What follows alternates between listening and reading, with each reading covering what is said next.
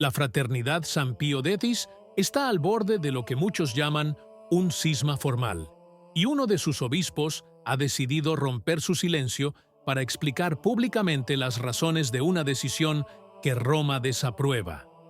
En vísperas de la reunión en el Vaticano, estas declaraciones no son neutrales. Manténganse al tanto. La homilía de Bernard Fellay en Estados Unidos no fue un mero discurso espiritual ni una reflexión pastoral abstracta. Fue una constatación de hechos, una acusación, pero también una declaración de legítima defensa. Y sobre todo, una posición que anticipe lo que sucederá, lo que se diga o se prometa en las conversaciones romanas. La cuestión de las consagraciones episcopales programadas para el 1 de julio no se presenta como un desafío ideológico ni una provocación.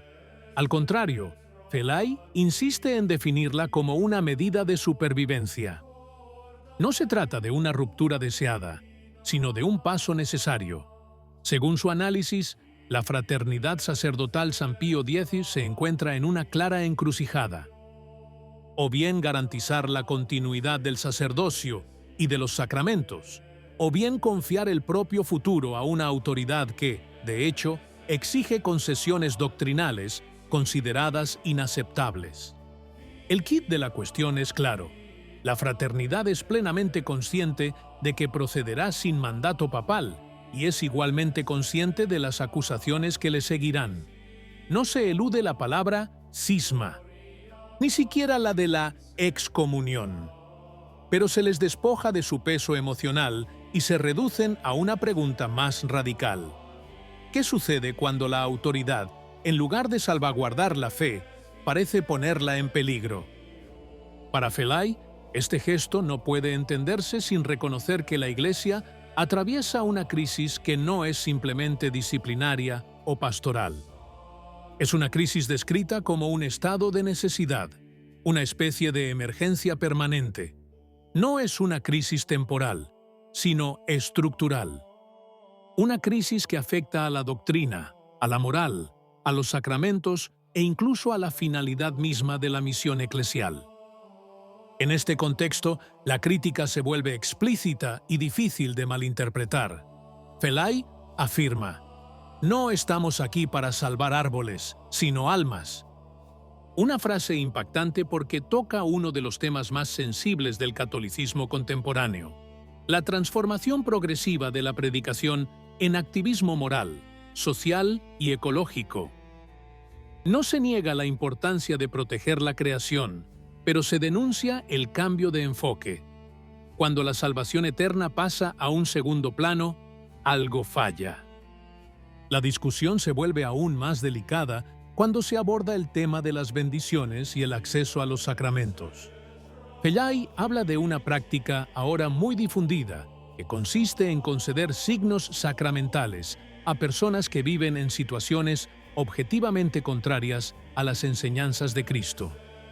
Estos no son casos aislados, sino una tendencia que, en su opinión, confunde la misericordia con la legitimación del pecado. Y es aquí, en su opinión, donde se produce una de las divisiones más graves entre Roma y la Compañía. Sin embargo, uno de los elementos más controvertidos del discurso se refiere al propio Papa. Fellay no niega la autoridad del romano pontífice. Al contrario, la reafirma con vehemencia. El Papa es reconocido como el titular de la suprema autoridad en la tierra. Nadie puede juzgar a la Santa Sede. Nadie puede situarse por encima de ella. Pero esta declaración aparentemente clara viene seguida de una aclaración que lo cambia todo. La autoridad papal, afirma Fellay, no es absoluta en el sentido moderno del término. No está desvinculada de la verdad. No puede ejercerse contra la fe recibida. Si esto ocurre, la obediencia deja de ser una virtud automática para convertirse en una cuestión de conciencia. El Papa no puede obligar a las conciencias cuando se percibe que la autoridad se usa en contra del propósito para el que fue instituida. Este principio no se presenta como una novedad, sino como una continuación de la tradición católica. Es aquí donde el debate se desplaza del plano emocional al teológico y jurídico. Felay no aboga por una libertad arbitraria, sino por un límite intrínseco a la autoridad, cuya medida reside en la verdad revelada. La historia de las relaciones con Roma, desde el año 2000 en adelante, se evoca como una secuencia de aperturas y cierres, promesas informales y negaciones oficiales. Un diálogo ininterrumpido, pero constantemente marcado por contradicciones internas en la propia curia. Por un lado, palabras tranquilizadoras, por otro, documentos y declaraciones de condena.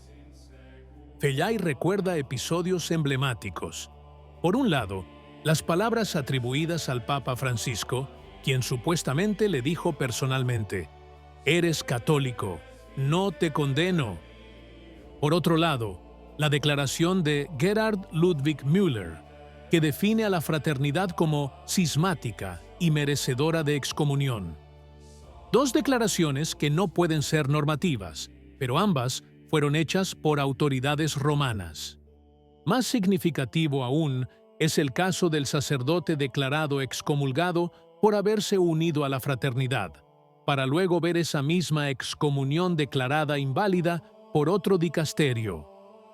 Un episodio que, según Felay, revela una profunda desarticulación de la autoridad romana, donde un oficio contradice al otro y la seguridad jurídica deja espacio a la arbitrariedad.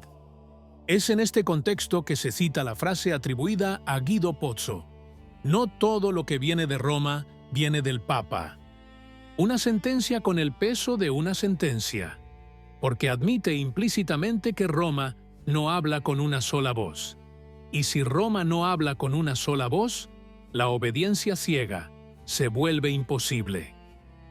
El anuncio del encuentro con Víctor Manuel Fernández, prefecto del Dicasterio para la Doctrina de la Fe, llega en una situación ya de por sí tensa.